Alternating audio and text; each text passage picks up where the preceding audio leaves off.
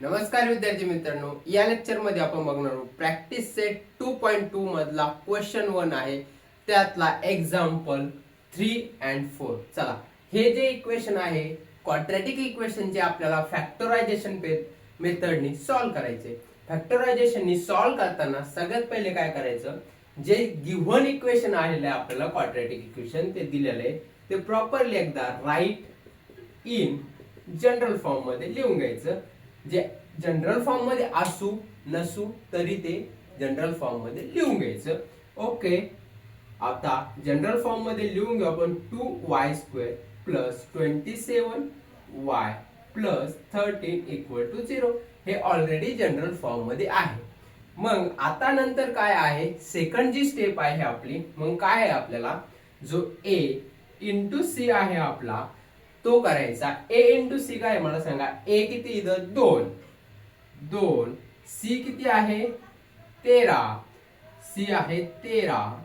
आता ह्या दोघांचा मल्टिप्लिकेशन किती आला 26. ओके, आता या 26 ला अशा पद्धतीने स्प्लिट करायचं की मल्टिप्लिकेशन किती आला पाहिजे 26 आणि बेरीज किती आली पाहिजे 27. आता मला सांगा 26 गुणिले 1, हे पहा 26 गुणिले 1, 26 गुणिले 1 किती येणार 26 आणि 26 प्लस 1 केला तर किती येणार 27. आलं का? आलं. ओके, बघा दोन्हीकडं प्लस प्लस साइन आहे. इथं काय करायचं, इथं कॉम्बिनेशन घेऊन बघायचं. प्लस प्लसचं प्लस मायनस प्लसचं मग किंवा मायनस मायनसचं किंवा मग प्लस मायनसचं असं जे कॉम्बिनेशन आहे ते घेऊन बघायचं आणि मग ते करून हे मल्टिप्लिकेशन आणि मिडल टर्म जी आहे ती येते का नाही ते बघायचं. आता आपल्याला दोन्हीकडे पण काय घ्यावं लागेल, प्लस प्लस प्लस 26 आणि प्लस 1 या दोघांचा गुणाकार किती होतो 26 आणि नंतर या दोघांची बेरीज किती येते 27. झालं. मग आता जे आहे ना अशाच असं लिहून घ्यायचं. कसं बघा मी सांगतो, स्प्लिट इथं लिहा, split middle term MIDE middle term म्हणजे काय, जे मिडल टर्म आहे त्याला दोन तुकड्यामध्ये आपण करतो आहे. मग याच्यानंतर काय बघा, ही 2y पहिला जो आहे जशाच तसा 2y² तशाच तसा. मग ह्या दोन संख्या घेतल्या आपण त्याला इथं चिपकून द्यायचा. काय प्लस 26 आणि इथं व्हेरिएबल काय y जोडून द्या y. ओके, पहिले तुम्ही 1 घ्या किंवा 26 घ्या, काय फरक पडत नाही, चालतं. नंतर काय आहे प्लस बघा 1 व्हेरिएबल काय आहे y द्या चिपकून शेजारी. आलं. मग शेवटी आता इथं झालं काय राहिलं प्लस 13 ते ऑलरेडीच आहे इक्वल टू 0. बघा पहिली टर्म 2y² आणि शेवटची टर्म 13 प्लस 13 जशाच तशी आहे. ही मिडल टर्म त्याला आपण दोन तुकड्यामध्ये केलेलं आहे फॅक्टरायझेशन म्हणजे स्प्लिट केलेलं आहे. बघा 26 प्लस 1 याला स्प्लिट केलं 27 आणि या दोघांचा गुणाकार a इंटू सी च्या बरोबर आहे. आलं. आता काय करायचं आहे, ग्रुपिंग करायची. ग्रुपिंग म्हणजे काय, कॉमन काढायचं. ग्रुपिंग कॉमन काढा. कॉमन काय काढायचं बघा, आता इथं मी जर कधी 2 घेतला आणि इथं y घेतला, 2y कॉमन घेतला तर इथं काय राहणार y राहणार.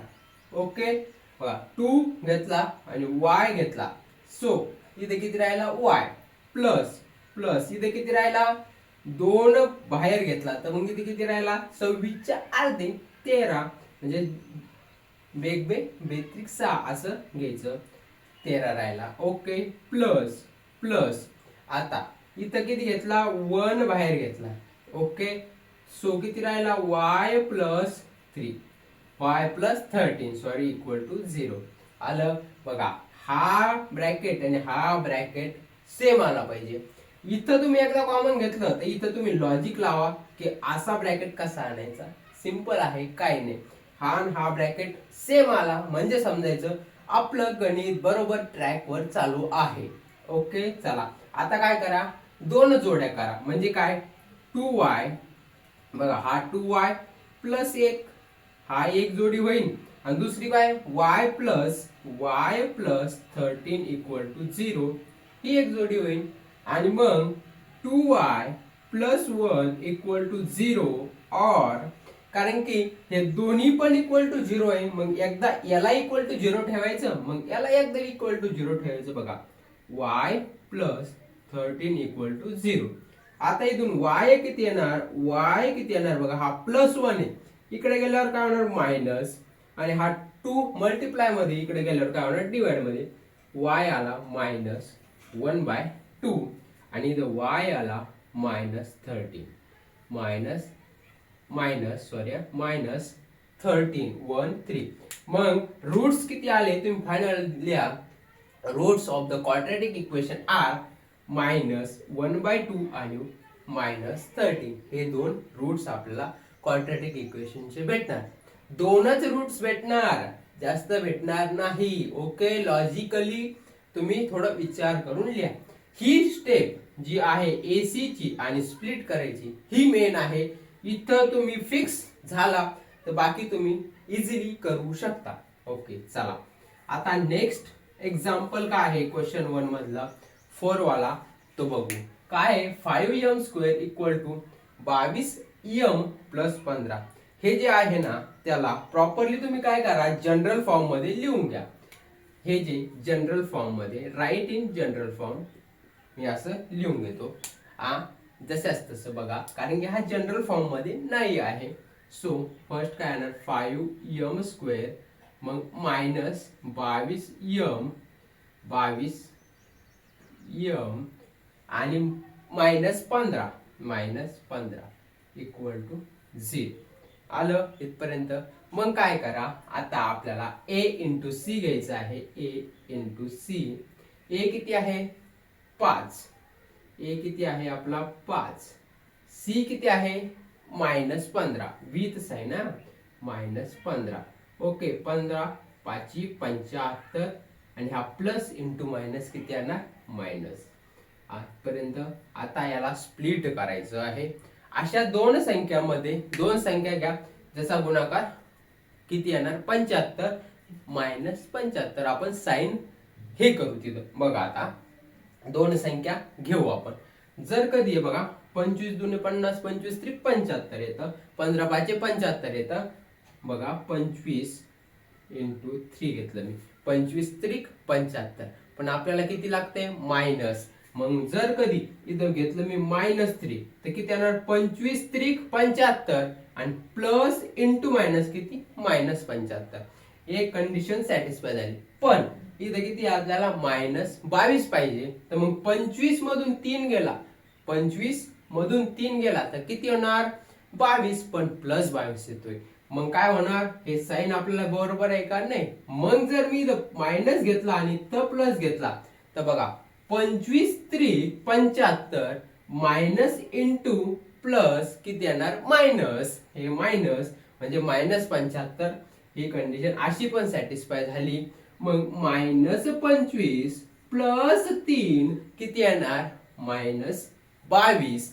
ओके, येते ना. मोठ्या संख्येमधून लहान संख्या किती गेली 22 आणि मोठ्या संख्येचं साइन किती आलं -22. म्हणजे आपली मिडल टर्म आपल्याला भेटते. हे म्हणजे ह्या दोन संख्या आपल्या कंडिशन मध्ये सॅटिस्फाय होत आहे म्हणून ह्या घ्या.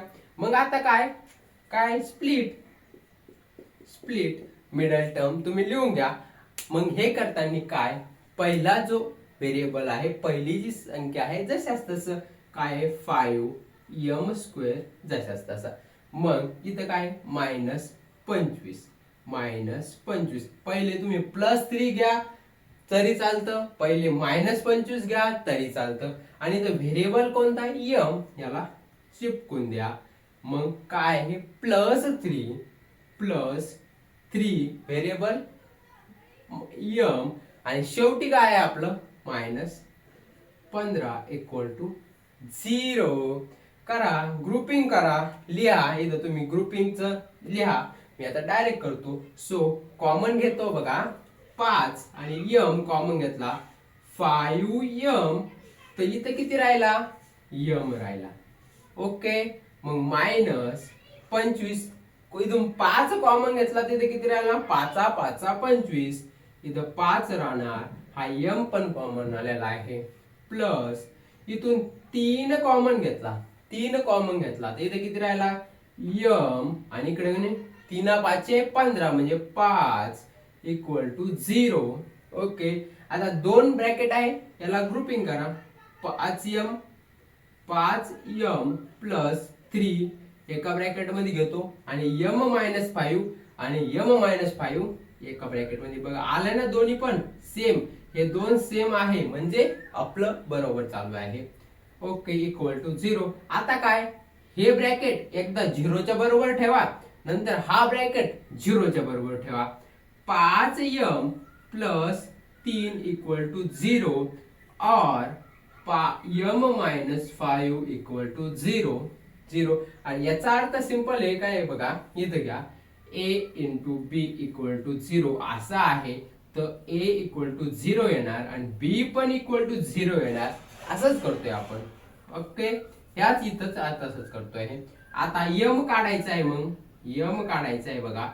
प्लस 3 आहे, इकडे गेल्यावर काय होणार मायनस, आणि हा प्लस 5 हा मल्टिप्लिकेशन मध्ये, इकडे आल्यावर काय होणार डिवाइड मध्ये. m किती भेटला आपल्याला मायनस 3/5 आणि इथं m किती भेटणार मायनस आहे, इकडे गेल्यावर काय होणार प्लस. सो m भेटला 5. सो आलं लक्षात, इथपर्यंत लक्षात येत आहे तुमच्या. सो फायनली लिहा root of this quadratic equation are. So मी रूट्स लिहितो 3 minus 3/5 and 5.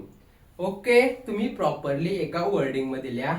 Roots of this given quadratic equation is -3/5 and 5. Okay, आलं का लक्षात? ओके मित्रांनो, अशाच व्हिडिओसाठी आपल्या चॅनलला लाईक करा, शेअर करा आणि सबस्क्राईब करायला विसरू नका. भेटूया नेक्स्ट व्हिडिओ मध्ये. तोपर्यंत धन्यवाद.